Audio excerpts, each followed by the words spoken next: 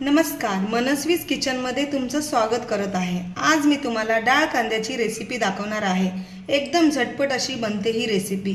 चला तर मग सुरू करूया। तर इथे मी कढई घेतलेली आहे, ती गरम झालेली आहे। त्याच्यामध्ये मी आता 2 ते 3 चमचे तेल घालत आहे। तेल चांगला गरम झालेला आहे। त्यामध्ये मी मोहरी घालते।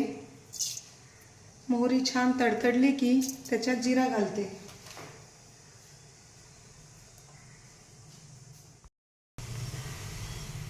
जिरा आणि मोहरी चांगली तडतडलेली आहे। आता मी ह्याच्यामध्ये चांगला एक मोठा कांदा बारीक चिरून घालत आहे।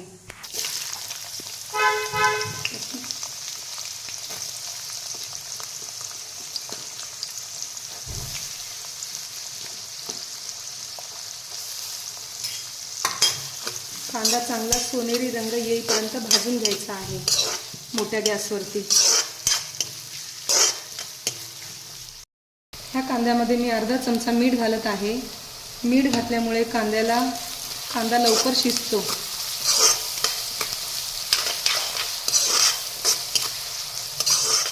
आता आपला कांदा चांगला भाजून झालेला आहे। आपण ह्याच्यामध्ये कढीपत्ता घालून घेऊया।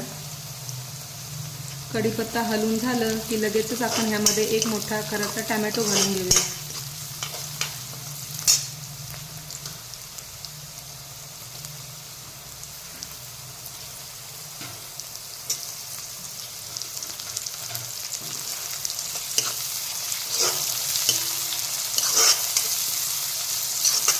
टोमॅटो छान मऊ होईपर्यंत चांगलं एकजीव करून घ्यायचं।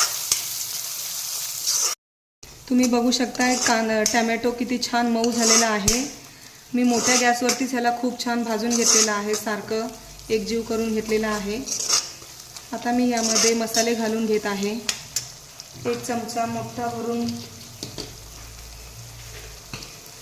लाल तिखट घालत आहे। हे लाल तिखट मी घरगुती लाल तिखट आहे हे माझं।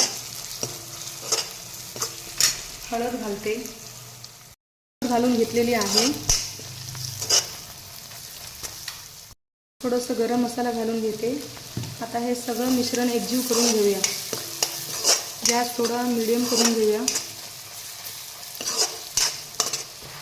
ह्याच्यामध्ये आता मी थोडी बारीक चिरलेली कोथिंबीर घालते।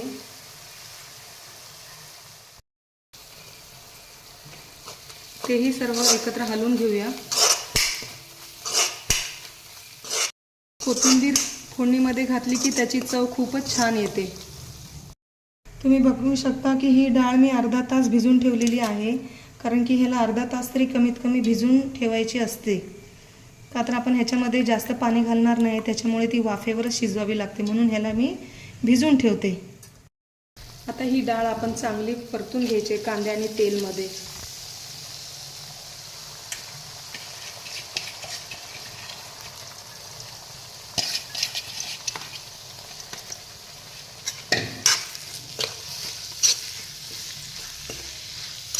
चांगलं एकजीव करून घ्यायची।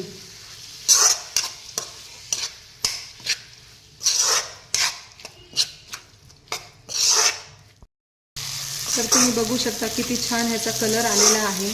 मी थोडंसं ह्याच्यामध्ये पाणी घालत आहे, जास्त पाणी घालायचे नाही, कारण की आपण ह्याला आधीच भिजवून ठेवलेली होती।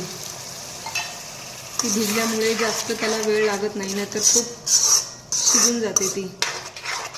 मंद आचेवरती ह्याला शिजून घेते। 5 मिनिटात भाजी तयार होते। बघा, आता माझी भाजी तयार झालेली आहे। आता तुम्ही बघू शकताय। चमच्याने ह्याला आता मिक्स करून घेते आणि एका प्लेटमध्ये काढून घेते। पटकन अशी ही भाजी तयार होते। भाजीला घरामध्ये काही नसलं ना, तेव्हा मी ह्याला ऑप्शन म्हणून घेते। तसेही माझ्या मुलांना ही भाजी खूप आवडते, तर तुम्ही पण नक्की ट्राय करून बघा आणि मला कमेंट्स बॉक्समध्ये कळवा की कशी झाली आहे। व्हिडिओ आवडला असेल तर लाईक करा, शेअर करा आणि कमेंट्स करा आणि सबस्क्राईब करा। सोबतच बेल आयकॉन पण दाबा, म्हणजे मी जेव्हा व्हिडिओ अपलोड करेन तेव्हा तुम्हाला सगळ्यात पहिले तुमच्यापर्यंत पोहोचतील। व्हिडिओ बघितल्याबद्दल धन्यवाद।